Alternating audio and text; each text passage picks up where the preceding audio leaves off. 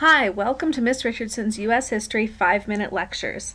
The information that we're listening to here will be U.S. Notes 1.2, Industrialization in the Progressive Era.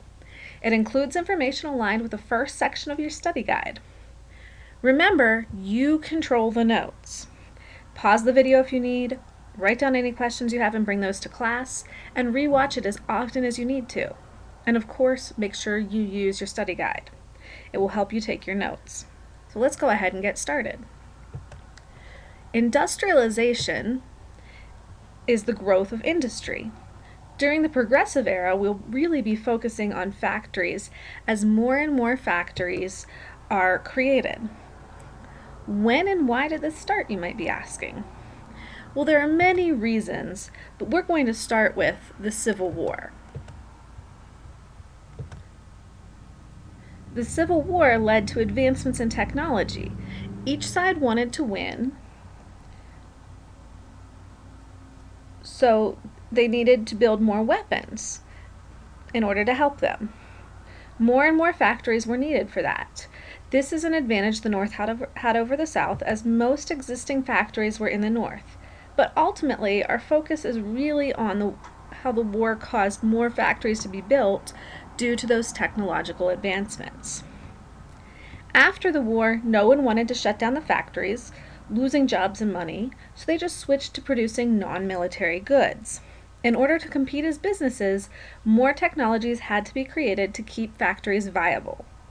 More technology meant more factories. More factories meant better production methods to create profit. These methods were things like the assembly line and scientific management.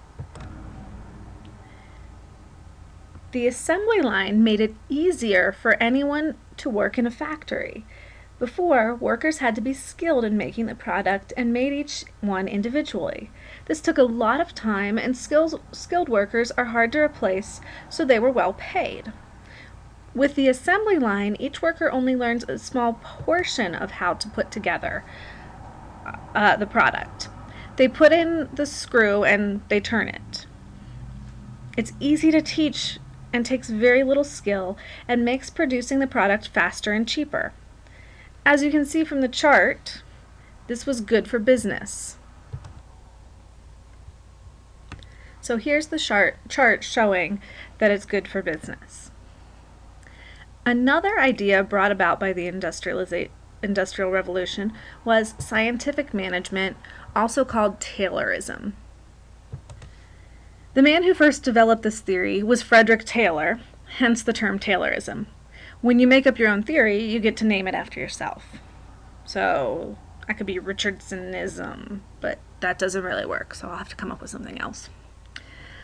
Anyhow, scientific management applied science to factories and workers. The basic idea was to create the most efficient workforce. This meant looking at workers not as individual people, but as parts of a large machine. Bosses ask themselves, is this part the most efficient it can be? What can we do to make it more efficient? What can we cut? How can we change things to make more profit? Ultimately, scientific management hurt workers. While profits were raised, the value of an individual worker lowered. Wages lowered, working conditions decreased, and workers became replaceable parts in a machine rather than valued members on a team. The immediate effects of scientific management were good for the businesses but bad for the workers. More profits for businesses meant that they could hire more workers. This attracted many poor individuals from the countryside, many of whom were minorities and unskilled. Wages seemed high, but costs in the city were also really high, meaning that workers really didn't make enough to survive. And as more and more people came to cities to compete for factory jobs, business owners could lower wages even more and still have plenty of workers.